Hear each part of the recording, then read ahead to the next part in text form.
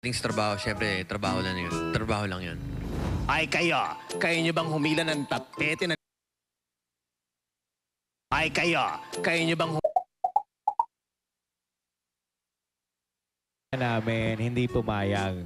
Ang pumayag si Raymart. Kaya ito ang VTR ni Raymart para sa... Yan, totoo ba yan? Niloloko niyo si Mark. Totoo.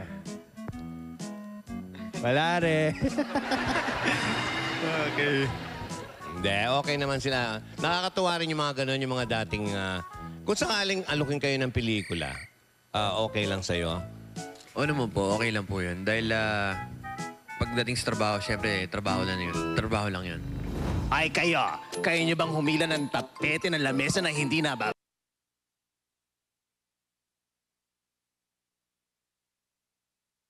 Ay kayo nyo bang humila ng...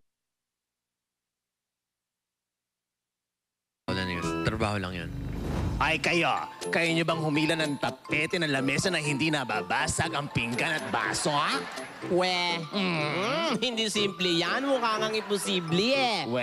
Quick pull kaya? Kaya ni Richard?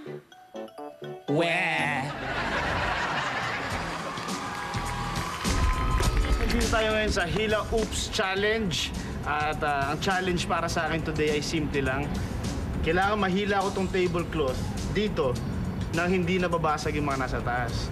Ngayon kasama natin si Magician Ron na magtuturo sa akin kung anong technique dito para hindi mahulog yung mga baso. Richard, simple lang gagawin mo. Hawakan mo lang yung cloth na ganyan. Okay? Tapos, hilahin mo siya dapat maiwan yung mga yan dito sa table. Okay? Ilan lang once. Yes. Okay. Bilis ha? Okay. Huwag ka matakot. Sige. Ilang. Bilis. Ayun. 1,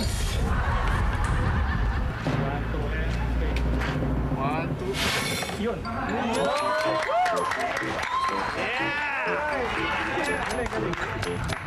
Alright, pwede na.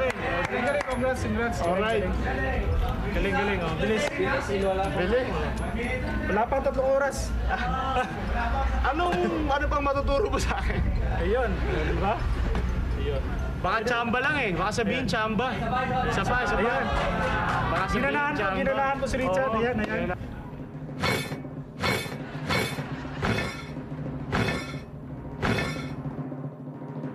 Yun!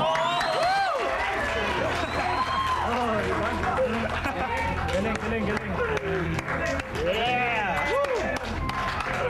Galing. Technique eh. Ayan. Salamat, Galing. Ron. Salamat. Okay.